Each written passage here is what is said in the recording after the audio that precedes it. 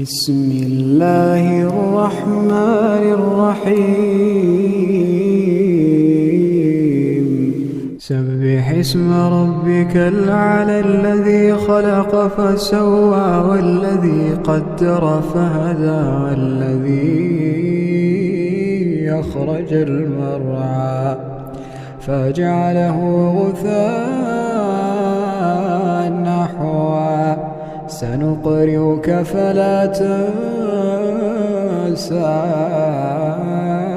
إلا ما شاء الله إنه يعلم الجهر وما يخفى ونيسرك لليسرى فذكر إن نفعت الذكرى سيذكر من يخشى ويتجنبها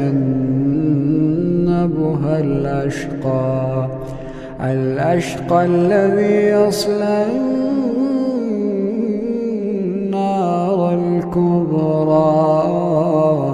ثم لا يموت فيها ولا يحيا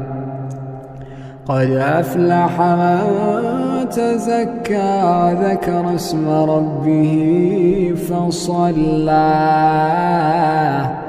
بل تؤثرون الحياة الدنيا والآخرة خير وأبقى